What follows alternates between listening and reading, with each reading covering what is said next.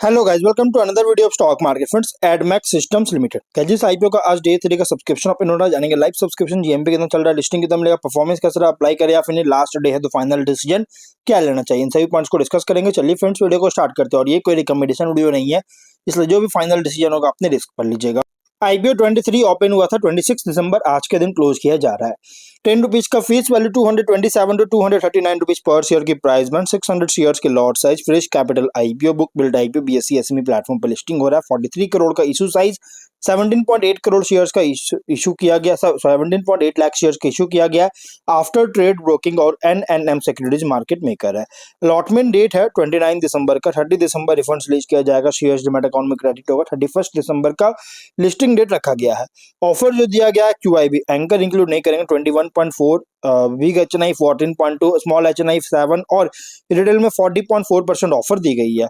और कंपनी में रिटेल में ओनली 2 लॉट अप्लाई कर सकते हैं, 1200 शेयर्स मिलेंगे, 2.8 लाख रुपीज पे करना पड़ेगा। Small HNI minimum 3 lot 4.3 lakh rupees पे करना पड़ेगा। मैक्सिमम 6 लॉट 8.6 लाख रुपीज पे करना पड़ेगा। Big HNI minimum 7 lot 10 lakh rupees पे करना पड़ेगा। एंकर से 5 करोड़ का फंड रेज कर चुका है। अगर हम इसके सब्सक्रिप्शन की बात करेंगे तो कंपनी का सब्सक्रिप्शन क्यूआईबी लगभग ओवर सब्सक्राइब हुआ है, मतलब फुल्ली ज्यादा सब्सक्राइब हुआ है। 3.8 लाख शेयर्स का ऑफर था, 5.5 लाख शेयर्स का बीट किया, 13 करोड़ का। Big HNI 1.96 time over subscribe है, 2.5 लाख शेयर्स का ऑफर था, 4.9 लाख शेयर्स का बीट किया, 11.8 करोड़ का। सिर्फ और सिर्फ क्यूआईबी और बिग एचएनआई में ही ओवर सब्सक्राइब है। बाकी स्मॉल एचएनआई रिटेल में लो, बहुत ही लो सब्सक्राइब, जो कि 91% और 90% का। 1.1 लाख और 6.5 लाख शेयर्स का बीट किया, 2.7 करोड़ का, 15.5 करोड़ का स्मॉल एचएनआई और रिटेल में सब्सक्राइब देखने को मिला है। Total 1.2 time subscription fully subscribe देखने को मिल चुका है। 18.1 लाख शेयर्स का बीट किया, 43 करोड़ का और 680 एप्लीकेशन सबमिट हुआ है, जो कि गाइस अगर देखें तो फुल्ली सब्सक्राइब देखने को मिल रहा है। ओवरऑल जीएमपी की बात करेंगे, 5 रुपीज का ट्रेड कर रहा है, 2% का लिस्टिंग एक्सपेक्ट कर सकते हैं, जो कि एक बहुत ही मिनिमम लिस्टिंग मिलने के चांस है। 244 रुपीज का एस्टिमेटेड लिस्टिंग प्राइस, 3000 रुपीज का एस्टिमेटेड प्रॉफिट सिंगल लॉट पर मिल सकता है। अब देखिए कंपनी का यहाँ पे बिजनेस की बात करें, ज्यादा कुछ बात नहीं, मैंने ऑलरेडी वीडियो बना रखा है। देखिए इंडियन और ग्लोबल इंजीनियरिंग इंडस्ट्री के लिए स्पेशलाइज्ड मशीन्स का डिजाइन और बिल्डिंग करने में इंगेज है, जो कि सर एनुअल कैपेसिटी है 100 मशीन्स पर ईयर। और कंपनी का फाइनेंशियल देखा जाए तो 25 में 170% रेवेन्यू, 82% प्रॉफिट इंक्रीज किया है, जो कि 53.5 करोड़ का रेवेन्यू, 6.1 करोड़ का प्रॉफिट। फर्स्ट क्वार्टर में 23 करोड़ का रेवेन्यू, 3 करोड़ का प्रॉफिट है।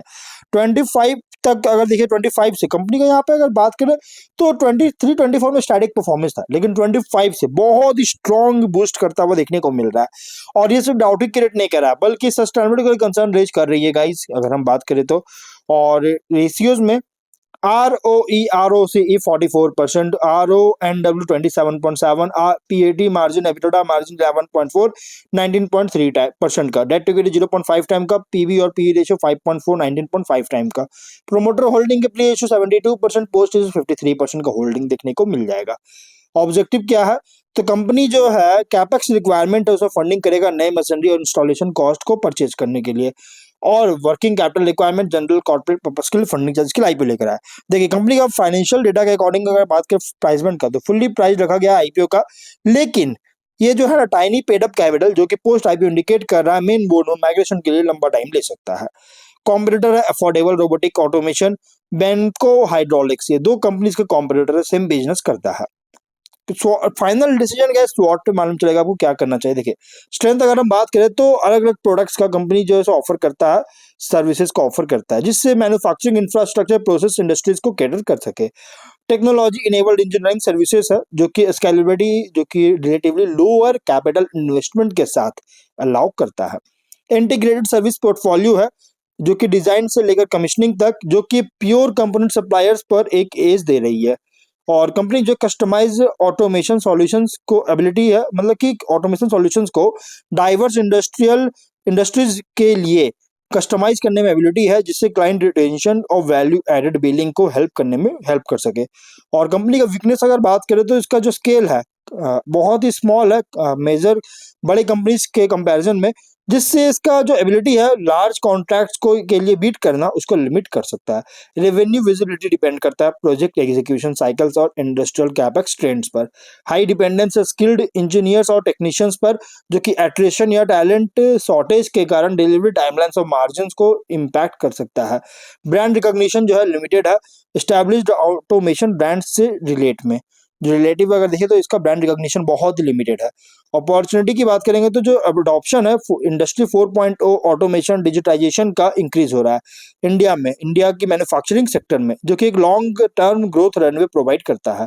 डिमांड जो है ग्रो कर रहा है फैक्ट्री मॉडर्नाइजेशन, रोबोटिक्स और एम्बेडेड कंट्रोल सिस्टम्स का, जिससे डाइवर्सिफाइड सर्विसेज के लिए रेवेन्यू ओपन करता है।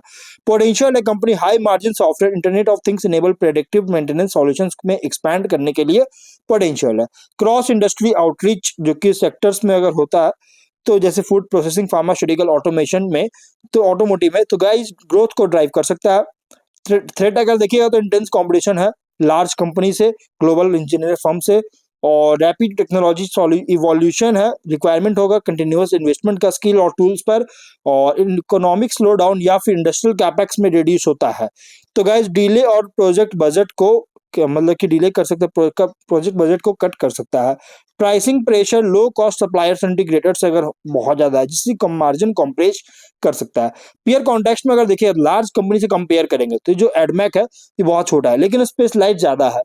फोकस है कस्टम ऑटोमेशन पर और इंटीग्रेशन पर, क्योंकि ब्रॉड इंफ्रास्ट्रक्चर के से ज्यादा जैसे फोकस है कस्टम ऑटोमेशन और इंटीग्रेशन पर। मिड टीयर से कंपेयर करेंगे तो एग्जीक्यूशन एजिलिटी और टेलर सॉल्यूशंस पर compete कर रहा है। स्केल और ब्रांड रीच अभी भी इसका चैलेंजेस है, बहुत ज्यादा चैलेंजेस है compete करने के बाद भी। कंपनी का ग्रोथ प्रोस्पेक्ट टाइड है राइजिंग ऑटोमेशन डिमांड को कैप्चर करने का एबिलिटी पर, टेक्निकल एक्सीलेंस को मेंटेन करने पर, और सर्विस जो स्कोप है उसको एक्सपैंड करने पर, जो कि कभी भी ये डिटरमाइन करता है कि स्टैक जो है सो स्टैकअप कैसे करेगा पीयर्स के अगेंस्ट, जो कि नीच और ब्रॉडर इंडस्ट्रियल टेक सर्विसेज में, दोनों में। तो इसलिए थोड़ा रिस्की पॉइंट है। जीएमपी कंपनी का 5 रुपीज का 2% का लिस्टिंग एक्सपेक्ट कर सकते हैं। देखिए फाइनल डिसीजन जो भी लेगा अपने रिस्क पर लीजिएगा। आईपीओ थोड़ा रिस्की तो है कि छोटा आईपीओ है, बाकी फाइनल डिसीजन अपने रिस्क पर लीजिएगा। तो मिलते हैं नेक्स्ट वीडियो में, टिल देन बाय बाय।